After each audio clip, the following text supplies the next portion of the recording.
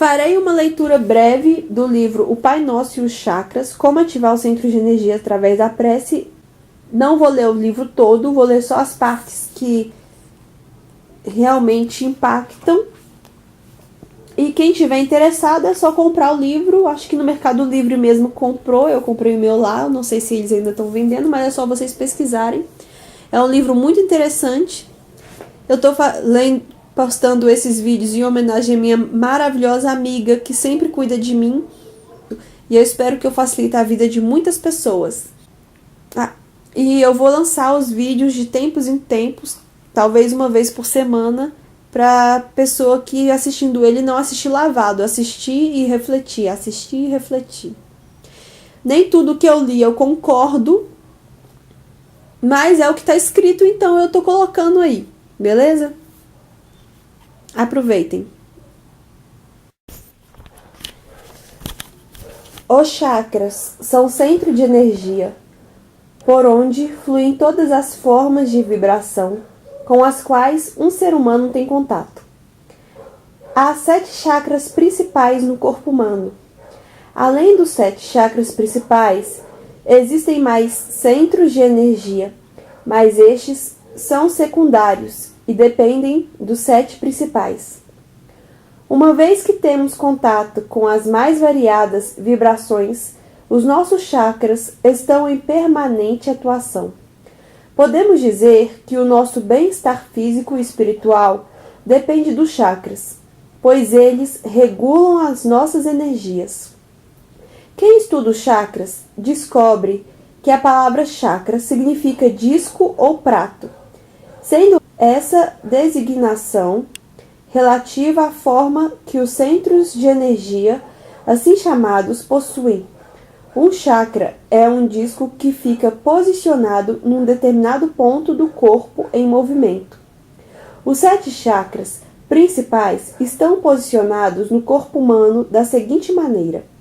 No alto da cabeça está o 7º chakra, que é o mais ligado às energias espirituais de origem divina. Na testa está posicionado entre as sobrancelhas o 6º chakra, que está mais ligado às energias mentais. Na garganta está o 5º chakra, ligado às energias da comunicação inteligente. No centro do peito, não precisamente sobre o coração, está o 4º chakra, relacionado com as vibrações do amor. À altura da boca do estômago posiciona-se o 3º chakra, ligado às energias da nutrição. Logo abaixo do umbigo está o 2º chakra, cuja ligação é mais forte com as energias emanadas pela vontade. Na base da coluna, quando a pessoa está sentada, e também na planta dos pés, quando a pessoa está de pé, está posicionado o 1º chakra, que faz conexão com as energias do mundo material. Para uma exposição mais didática, dizemos que o chakra está posicionado em determinado ponto do corpo, mas a realidade não é bem essa. Os chakras permeiam o corpo humano, mas não estão fixos em pontos. Se as funções do chakra estão bem harmonizadas, ele gira permanentemente no sentido horário, na direção em que se movimentam os ponteiros do relógio. Imagine que está de frente para alguém e essa pessoa é um relógio. Na direção em que os ponteiros desse relógio giram, giram também os chakras dessa pessoa. Quando as funções do chakra não estão atuantes, ele gira muito lentamente ou deixa de se movimentar. Quando o chakra está excessivamente desarmônico, gira no sentido oposto, ao contrário do que deveria. As emoções negativas e as vibrações de qualidade inferior são para um chakra as energias mais venenosas que existem, pois alteram as funções, deixando seu movimento desordenado. A partir da desordem dos movimentos nos chakras, outras disfunções podem ocorrer. A primeira consequência é que os chakras mais próximos daquele que foi alterado passam a ter os seus movimentos também prejudicados, depois de algum tempo. Os chakras formam um sistema interligado. Quando um deles fica mal, os outros vão entrando em colapso. Com o passar do tempo, não havendo correção, também os órgãos do corpo físico na região do chakra sofrem alterações, porque não recebem toda a energia de que necessitam. E surgem então doenças físicas relacionadas com chakras que se desordenaram. Cada chakra tem uma função reguladora sobre um grupo de órgãos do corpo físico, mas os órgãos físicos são os últimos a apresentar sintomas, quando um chakra não recebe toda a energia de que necessita ou não elimina vibrações nocivas como deveria fazer. Antes que as doenças se manifestem, dão-se primeiro alterações comportamentais e desordens emocionais. Por ser um conhecimento menos divulgado, vamos dar ênfase às informações esotéricas sobre os chakras, pois está nestes conhecimentos a chave para o bem-estar físico e espiritual de cada um. Nos ensinamentos esotéricos, tudo é muito simples e podemos encontrar conexões que fazem chegar depressa à perfeição física e espiritual, o que é fácil de alcançar quando se aprende a regular o nosso padrão energético de maneira eficaz. O sistema de chakras do corpo humano é apenas um dos muitos sistemas séptuplos de energia que existem. Há um sistema de chakras em todos os outros organismos nos quais as energias circulam. Por exemplo, numa casa, numa empresa, numa cidade e até num país existem esses sistemas, que também podem desordenar-se e adoecer, à semelhança do que acontece com o nosso corpo. Os conhecimentos sobre os chakras estão muitas vezes disfarçados na literatura religiosa em ensinamentos sobre outras realidades.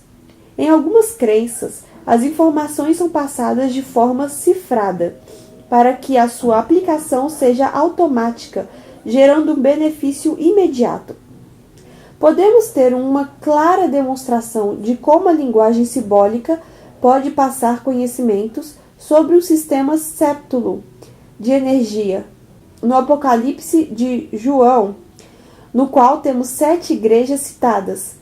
Lendo o texto, observamos que cada uma delas possui uma vibração principal, que está relacionada com a mesma espécie de energia relativa a um chakra do corpo humano. As igrejas do Apocalipse são Éfeso, Esmirna, Pérgamo, Tiatira, Sardes, Filadélfia, Laodiceia. Éfeso é a primeira igreja a qual se dirige João no texto do Apocalipse. Essa é a comunidade que caiu presa do mundo material e se converteu, a qual é prometida a árvore da vida, se observar a qualidade da paciência. As características da impaciência e da queda pela matéria são importantes no chakra básico, o primeiro. A segunda igreja citada é Esmirna, que será posta à prova, a qual é prometida a coroa da vida, desde que expresse a qualidade da castidade. O segundo chakra regula as funções do sexo e da reprodução. O respeito por si mesmo e a castidade estão presentes como força positiva nesse chakra.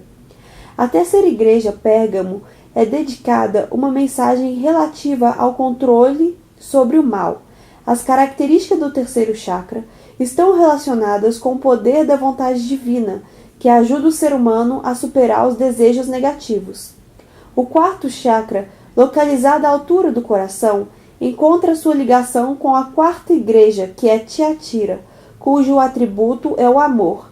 Essa é uma conexão fácil e compreensível. Em Sardes está a quinta igreja, na inteligência a qual foi feita a promessa de ter o nome escrito no livro da vida. O uso correto da inteligência, da comunicação e do conhecimento são atributos do quinto chakra. Filadélfia, a sexta igreja, chamada de Porta Aberta, encontra relação com o sexto chakra, através de uma das qualidades, a vidência, que é uma porta de entrada para o mundo espiritual.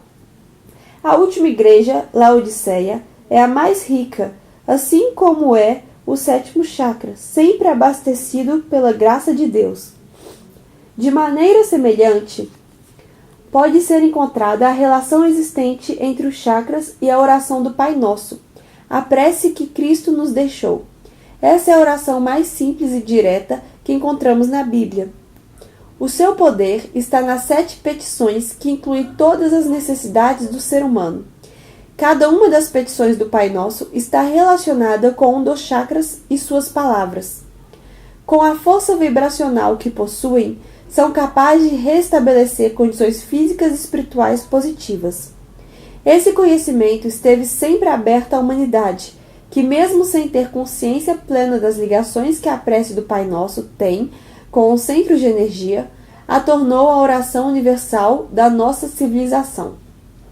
Nos capítulos seguintes, estudaremos os chakras um a um, mostrando como perceber quais as disfunções que podem estar presentes, bem como prevenir futuros distúrbios energéticos. Devemos alertar para o fato de que é muito fácil usar as técnicas e fazer a prece do Pai Nosso para tornar perfeitas as funções dos chakras, mas se não houver conhecimento das causas que deram origem aos problemas, não se eliminará a base da disfunção e todo o trabalho realizado pode ser desfeito em instantes. Quem conhece os motivos que levam o seu centro de energia a terem desordens e não faz as correções, voltará a lesar os seus chakras, podendo fazer isso em poucos instantes.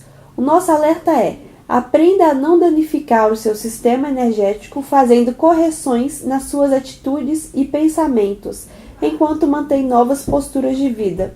Cada vez que restabelece os fluxos de energia, o sistema de chakras precisa de um tempo para fixar os resultados. Por isso, há um tempo de convalescença, durante o qual é preciso dupla atenção no controle das atitudes, pensamentos e palavras. Um sistema de chakras que é tratado e se recupera, mas que é frequentemente lesado por novas energias negativas, terá, com o passar dos anos, mais e mais dificuldades para se restabelecer, podendo até mesmo não voltar a ter uma capacidade de recuperação total. É o que se pode chamar de estado crônico do sistema energético. Neste livro, vamos estudar cada chakra em profundidade, ensinando como perceber quando existe uma alteração nas suas funções. Também vamos sugerir um conjunto de medidas para a recuperação de cada chakra desordenado. Entre essas medidas, para tratamento das desordens, daremos ênfase ao papel da oração do Pai Nosso, por ser esta prece a mais abrangente. Devemos justificar a nossa afirmação sobre o poder da prece para que o nosso leitor se sinta motivado a envolver-se com a prática da oração que sugerimos no final do livro. Uma prece é um impulso da alma que clama por ajuda ou que reconhece a força divina nos momentos em que passa por uma atribulação ou quando tem o coração cheio de alegria. A oração nasce, portanto, das condições extremas de fragilidade humana e pode surgir tanto quanto a felicidade, como quando há dificuldade. Uma oração agradece, invoca, pede, reconhece, suplica, louva. E todas as formas de prece, por maior que seja a sua variedade e por mais crenças diferentes que existam, permitem transcender o limite das palavras para entrar na essência real da fé. O poder das palavras é incontestável e toda a prece é composta por palavras plenas, de forte significado. As orações como o Pai Nosso, cuja composição segue as fórmulas de um conhecimento espiritual muito profundo, cuja sabedoria provém de fontes milenares, faz parte do grupo de preces preciosas que se encontram em todas as crenças bem estruturadas. Essas preces têm sentido permanente, pois entram na sede do pensamento e ali colocam sua semente de luz. A esse tipo de influência positiva, poucas mentes conseguem fechar-se. As orações dos salmos estão nesse grupo. Mesmo que uma oração desse tipo seja repetida mecanicamente, o seu poder é tal que concretiza modificações energéticas significativas. Mas não é só nestas características que reside a força das orações. O seu poder vai mais longe. Podemos considerar a prece como o selo que estabelece uma aliança com Deus, fazendo do momento de devoção um ato sagrado no qual o ser humano adquire o direito de receber um dom divino, caso haja sinceridade nas suas intenções. Também podemos afirmar que, através da prece, que a perfeita comunhão com Deus é alcançada, sendo este o meio pelo qual o amor de Cristo invade a alma. Essa é a conversão do coração que altera condições passadas e enche de bênçãos os dias futuros. Para bem rezar, é preciso ter fé incondicional e fazer a oração com atitude simples, humilde e pura.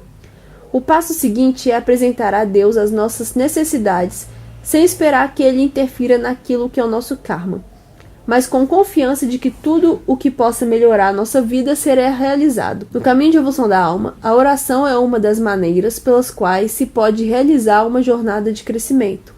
Há muitas formas de buscar a evolução. Para quem busca alcançar o ponto de iluminação espiritual, considerado como ápice, a prece é a força ideal. Ela é o caminho escolhido por muitos dos seres iluminados que atingiram suas metas. A oração pode ser feita com a vocalização das palavras ou pode ser apenas mentalizada. Uma mesma prece atinge diferentes níveis dependendo da maneira como é feita. A prece vocalizada pode chegar a ter o valor de um mantra e ressoa no ambiente físico com vibrações capazes de alterá-lo. A oração mentalizada realiza as modificações vibratórias através das ondas mentais que são igualmente poderosas. Se o leitor observar como uma mesma prece tem resultados diferentes quando é mentalizada ou quando é vocalizada, poderá perceber qual a vibração que emite com mais força. Para algumas pessoas, os resultados são melhores quando vocalizam uma oração. Para outras, é a oração mental que produz mais resultados. Para algumas pessoas, o hábito de orar é uma consequência da sua fé. Para outras, é um exercício aprendido. Para uns é mais fácil orar, para outros existem dificuldades e precisam perseverar. Mesmo quando não se percebe que uma prece está sendo atendida, o ato de orar produz alguma mudança no padrão energético, alteração esta que fará a diferença no decorrer do tempo. Há mais um detalhe interessante a respeito dos chakras. Cada pessoa tem um chakra que está relacionado com a sua personalidade básica. Isto é, cada pessoa é regida por um chakra. O chakra que dá suas características a uma pessoa é chamado de chakra dominante. É a partir do chakra dominante que o temperamento, as tendências e as fragilidades podem ser percebidas como características do indivíduo. É pouco provável que encontramos alguém que tenha o sétimo chakra como dominante, pois apenas as pessoas que já escaparam da roda das reencarnações possuem a regência do sétimo centro de energia. No caso de conhecermos alguém assim, ele estará no nível de Jesus, Buda ou Saint Germain. As pessoas que possuem o sexto chakra dominante também não são muito comuns, pois elas preferem ter uma vida reservada e não possuem na sua natureza básica nenhum egoísmo. Bons exemplos para esse centro de energia dominante são Madre Teresa e Kundalini. É o chakra dos ocultistas com capacidade plena, dos instrutores espirituais avançados, dos doadores caridosos. O quinto chakra dominante determina uma personalidade comunicativa e grande criatividade. O espiritualista governado por esse chakra realiza no plano material a divulgação do conhecimento, os aprendizados que o levam a um nível mais elevado, no qual é muito admirado por outras pessoas, embora não se sinta tão valorizado assim, pois o ego não é exaltado. Desde o ano 2000 tem havido a encarnação de muitas almas nesse estágio evolutivo, o que determina uma fase de renascimento da cultura em geral. O quarto chakra dominante é característica das almas que ouviram e seguiram a mensagem de Jesus, desenvolvendo a formação do amor, acima de todas as outras. Quando o quarto centro domina, há muito desapego dos bens materiais, capacidade de perdoar e grande vontade de formar grupos de atuação em prol dos menos favorecidos materialmente. O terceiro chakra dominante indica uma personalidade forte e dominadora, que faz da busca constante de novas sensações uma maneira de se motivar para a ação. As emoções sentidas são expressas positivamente através da arte, quando esse centro governa a personalidade. A pessoa gosta de comer bem, tem muita vaidade, é inteligente acima da média. O segundo chakra dominante é uma amostra da média da humanidade nos dias atuais. São pessoas que valorizam o consumo e extraem dele compensações. Estar sempre em busca de força vital e roubar energia alheia inconscientemente é outra característica quando esse centro rege a personalidade. Se for bem ajustada, a pessoa que tem o segundo chakra como matriz é magnética e simpática, apreciando contatos físicos. Infelizmente, ainda há muitos indivíduos que estão na categoria do primeiro chakra dominante. Apesar de já haver superado a fase de grau inferior que ligava a humanidade unicamente à força da matéria, ainda há muitas almas que não conseguiram ascender e permanecem atadas aos desejos, à ilusão e às dificuldades geradas pela limitação material extrema. Por isso, tantos crimes, tanta droga e corrupção. A nossa esperança é que a fase de purificação acelerada vivida pelas pessoas que têm o centro de energia básico como regente termine neste século.